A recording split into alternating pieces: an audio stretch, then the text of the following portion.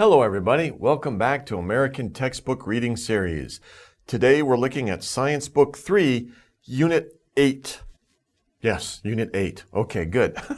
The Unit 8 is about different types of natural resources. So we will discover what are natural resources, right? That's kind of a difficult term, difficult phrase, natural resources. We'll talk about that.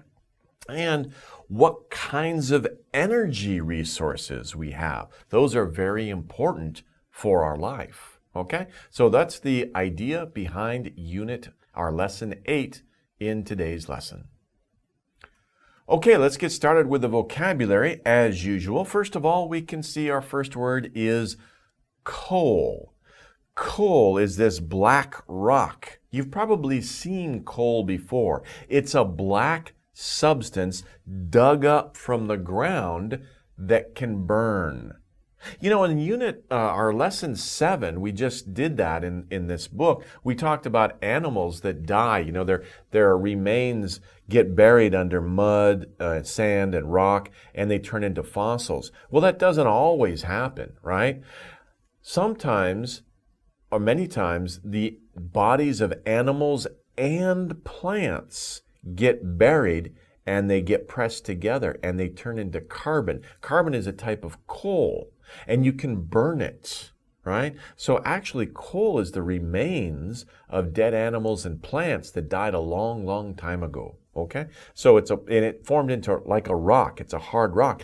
And probably your dad or your mom, when they have an outdoor barbecue, they take little pieces of coal and they put them in the grill and then they burn them, right? Because coal burns. It burns very well. It causes a nice fire and you can cook meat on top of coal. A lot of barbecues use coal. And if you ever hear of coal-fired barbecue, it means a barbecue that uses coal. So it's a black substance dug up from the ground that can burn. And it burns and it gives off heat, which allows you to cook things. It allows you to keep your house warm. It even was used to power steam engines a long time ago, and still today. Okay, next. Ore. Ore is, we talked about coal. Coal is like a natural resource, right? But coal is a specific type of natural resource. You use it to burn. Now, ore is similar to coal, but ore is for any kind of metal or like mineral. It's a rock or soil which you can get metal out of, ore. So what kind of metal can you get out of ore? Well, there's tin ore. So if you have like an aluminum can, for example, it's made out of tin or actually aluminum, but cans were made out of tin a long time ago. They would mine the ore and they would melt it down and they get the liquid metal. It's called tin. But it's not just tin. Many precious metals like copper, silver, gold. These are all found in ores. A lot of times, when miners dig in the ground, they don't just find, silver already made, right? The silver is in little pieces, little parts. Sometimes you can't even see it, and it's in the rock. In the rock, we call that silver ore. Maybe you don't see the silver or gold, but if you crush the rock and you mix it with chemicals, you can pull the silver, gold, or copper out of the rock, and then it becomes an ingot. It becomes pure copper or pure silver or pure gold. It's not an ore anymore. It's the actual metal. But it comes from ore. It comes from the ground, and we call that ore. Rock or soil, you can get metal out of it. Okay. Okay, next. Reduce. Reduce means to make something smaller in amount or size, right? If you have a candy jar in your home, right? You eat the candy every day. Well, the amount of candy reduces, right? It gets smaller and smaller every day until your mom buys more. But be careful, don't eat too much candy. Okay, but anyway, reduce means to make something smaller in amount or size. Okay, next. Use up. If you use all of something, so there's nothing left, you used it all up. If you have a printer at home and you have some paper, right? Every day you might print 1 or 2 pieces of paper, pages, of something, maybe your homework, maybe, something you have to read, and you print those pages. Well, after a while, the amount of paper is reduced every day until it's all gone. The paper is used up. So the paper is all used up, or the paper is used up. You don't have to say all used up. Some people do, but just say the paper is all used up. When we talk about resources, it's very common to talk about used up. All the coal is used up. All the ore in this mine is used up. It's gone. We used it all. We used all of it, so there's no more left. Okay, good. Next, we have replace. To replace means to provide a new thing instead of something that was broken, stolen, or lost. But it also means, in this case, in the picture, we can see a forest. And it looks like people have come and they cut down the trees to get wood to build houses and other things. Now, you can replace those trees by growing new trees. And we see this in many parts of the world, especially there are many companies that are called logging companies. Logging, L-O-G. Why? Because log, this is a log here. That's a log. And this is another log here. So those are called logs. So a logging company is a company that cuts trees for the logs, sends them to a factory. They make wood or paper out of them, and then we use those products in our everyday life. But the logging companies, they have to be smart, right? They don't want to go out of business. So they'll plant new trees in this area. The new trees will grow into bigger trees, and then, 20 years later, 30 years later, they'll come and cut those trees down. So they have to think really far ahead in the future. So, to replace, to provide a new one instead of something broken, lost, or stolen. Okay, next. Supply. Supply is the amount of something that you have. Remember I gave you the example about the paper and a printer, right? That amount of paper, that is your paper supply. That is how much paper you have. So the supply is how much of something you have. So whether it's paper, whether it's ore, whether it's trees, whether it's coal, whatever, how much is there? That is your supply. If you have a big supply, you have a lot of it. If you have a small supply, you only have a little bit of it. You will use it up quickly if it's small. Okay, so now we have a video showing supply, and it's kind of a long story, but I'll get to supply. What we can see here are many machines in a field. What are these machines? They're called wind turbines. And what are those things that are turning around? Those are called propellers. So I'm teaching you a couple new vocabulary terms. Look how high they are. Look at how small the cars are over there. Wow, these things are really high up there. But they're high because they catch the wind. The wind is stronger. The higher you get off the ground, the stronger the wind is. So you want to put your propellers, I told you propeller.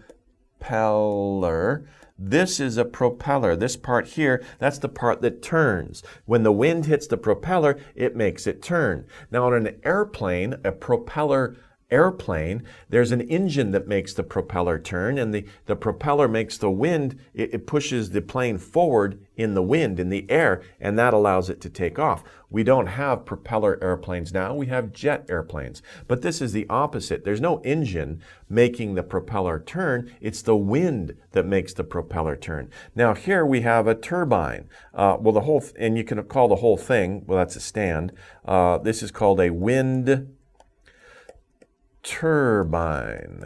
Now a turbine is a machine that turns the energy. There's the motion of the propeller creates energy, and the turbine changes that the movement, that energy of moving, it turns it into a different type of energy that we call electricity. Of course, everybody's familiar with electricity. So when you think about it, these wind turbines, they are using the supply of wind. Now, wind is always there, right? So supply, here we have an endless supply, supply of. Yeah, this pen sometimes misses. Supply, there we go. And P. Okay, so endless means it does not end. It's always there. Endless supply. So if you have something that never that can never be used up, right? It's an endless supply. When you think about it, the wind will always be there. The wind keeps moving. So it is an endless supply of energy. Great. Okay, well, that's our vocabulary for this lesson. Let's move on to the main ideas. Okay, one main idea of this lesson is talking about, what kinds of resources are endless. We just talked about endless resources, and what kinds of resources are not endless. There's only a certain amount of it, and when it's used up, it's gone. Well, on the top, we can see resources that are replaced quickly by the earth. These are the endless supply of. Endless supply.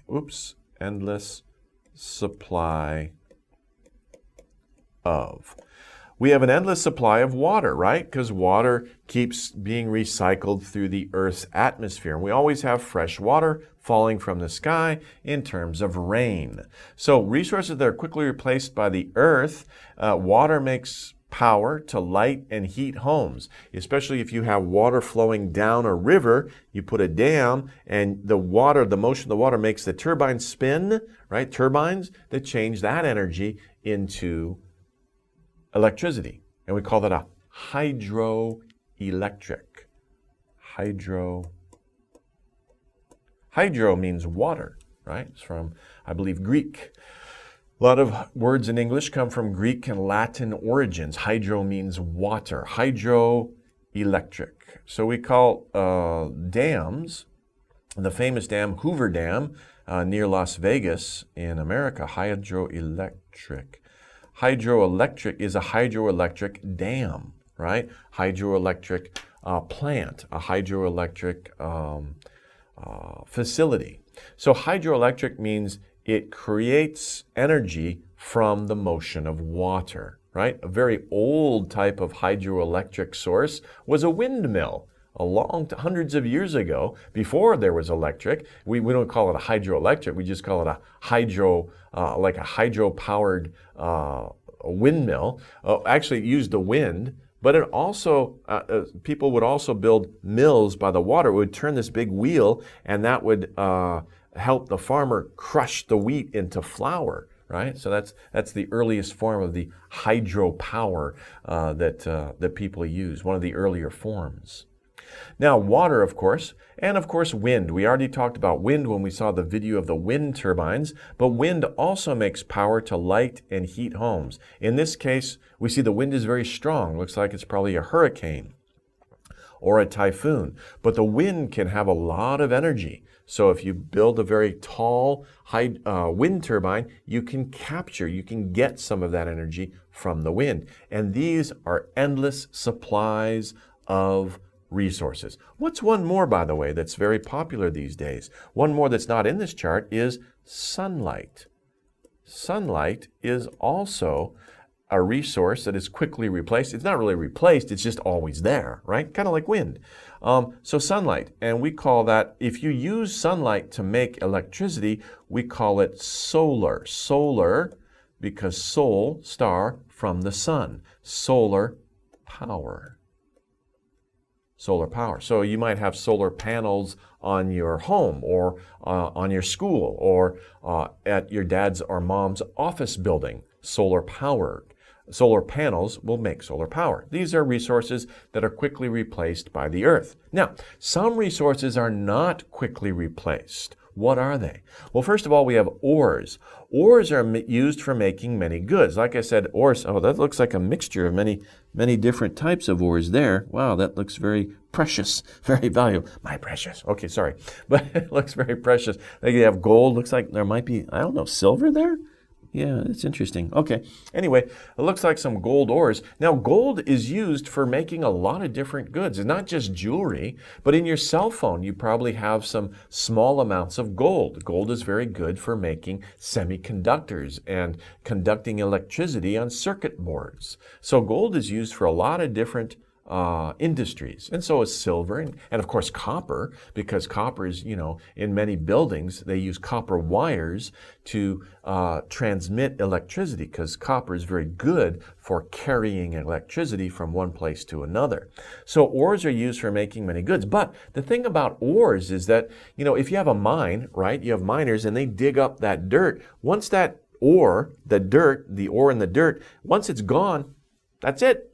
The mine closes. The miners have to go somewhere else to continue their job, right? So once that ore is all used up, it's gone. And it takes a very long time. I mean, it's not like these resources, they'll never be replaced, but they are not replaced quickly, right? The key word is quickly, right? These are replaced quickly, right? Water, wind, and sunlight, of course, they're always there. But other ores take a long time to form. It takes many hundreds of thousands, millions of years to deposit ores in a certain area. Coal is the same thing, right? Coal, like I said, is made from rotting animals and plants, right? And you have to have a lot of them, and it takes a long time under pressure to turn the remains of animals and plants into a hard substance that is coal, the carbon. It takes, and if we use the coal faster than it's being generated, then we will use up all the coal. So coal is another resource that is not quickly replaced by the earth. And trees, of course, are not quickly. Trees are probably out of ore and coal, trees are replaced more quickly, much more quickly than coal and ores, but trees still take a long time. Remember the example I talked about, the logging companies, right? When they cut down the trees, they will plant new trees, but they have to wait a long time, 20, 30 years. So the people who planted those trees, maybe they're retired by the time those trees are grown large enough to be cut down for new logs. It depends, of course, on the tree. Some trees grow faster than others. But like I said, the logging companies have to think far into the future. They have to make plans, very long-term plans, to make sure that the wood is being replaced. But it takes a long time. And trees are used for building homes and furniture. So, of course, a lot of our chairs, sometimes homes, are built out of wood. So, and of course, a lot of paper. So be careful about using paper too, because you don't want to use up too many resources. So these are resources that are quickly replaced by the earth and resources that are not quickly replaced by the earth. Okay, next. We have, what are some energy resources? First of all, we have fossil fuels. Now, fossil fuels, remember in Unit 7, we talked about what are fossils and how are they formed. And when I was talking about coal, right, I talked about fossils because coals are created by the remains of dead animals and plants. And as we saw in Lesson 7, those things, now they can either become a fossil or they can turn into coal. Okay, and so fuels that form over time from the remains of plants and animals. But it's not just coal, right? Coal is what happens when the remains are pushed and under pressure and they form into a hard substance. That's coal. But sometimes they're under a lot of pressure and they turn into a liquid substance. And when it's liquid, it's also very black. Coal is black. It's carbon, basically. Carbon is black. But if it's not solid, it's a liquid, and we call that oil.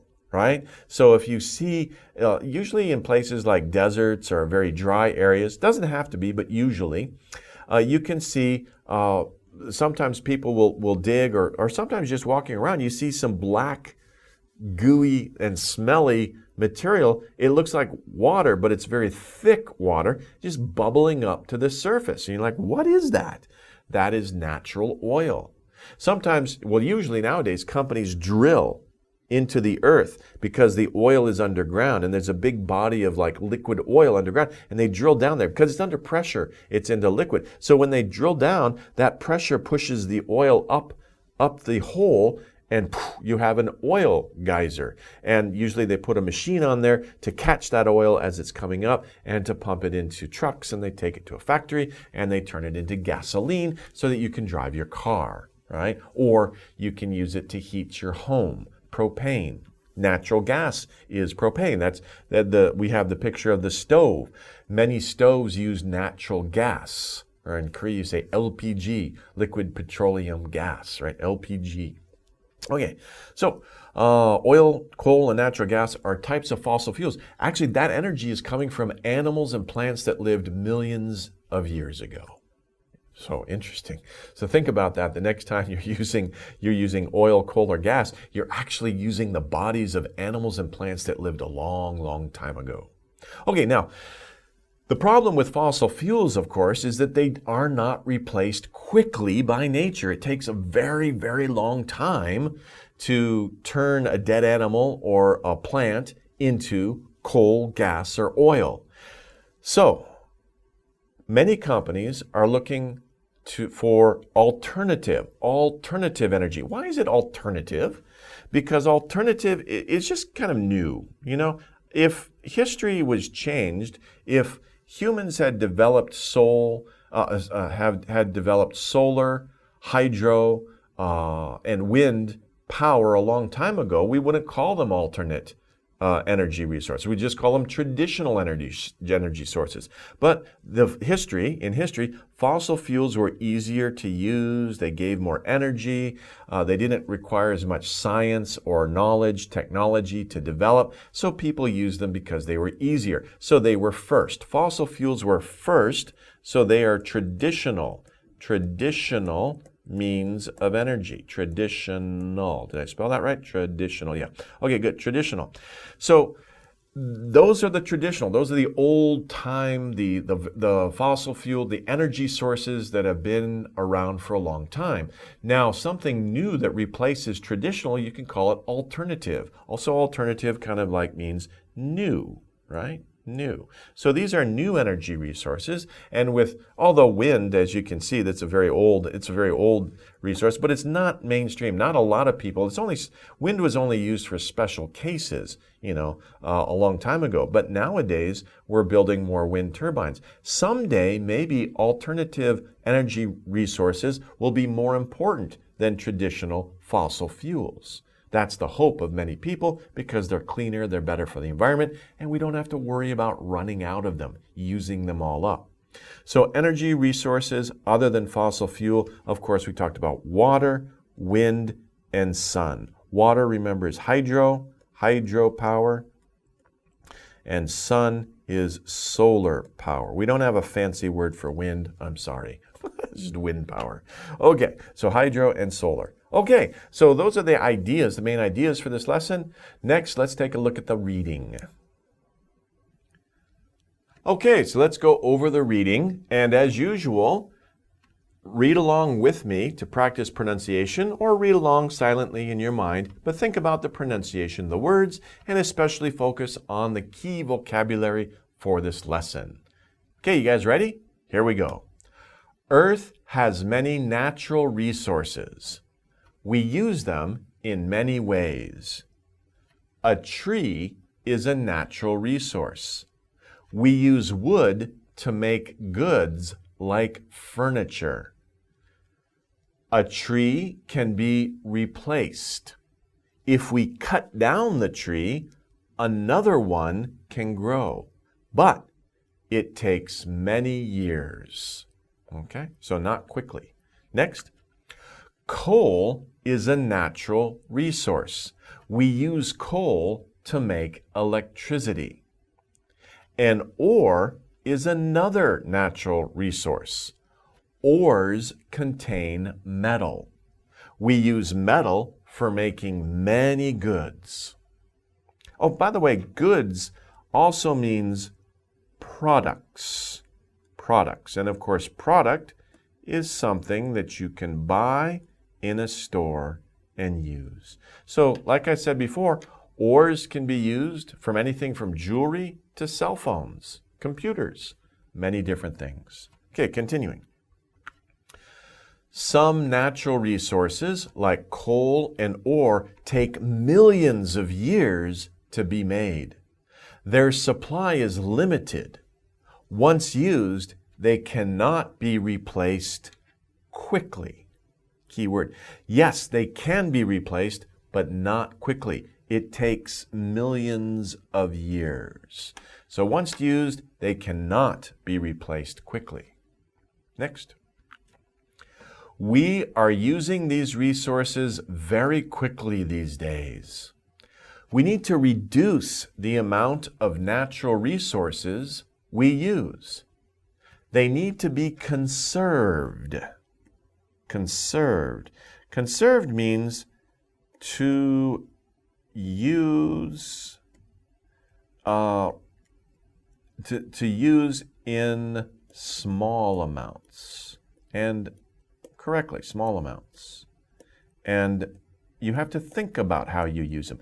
Don't waste. If you waste resources, that's the opposite of conserving resources. Conserve is like keep or save resources. Of course, we have to use them, but we shouldn't waste them. Waste is the opposite of conserve. Okay, so they need to be conserved.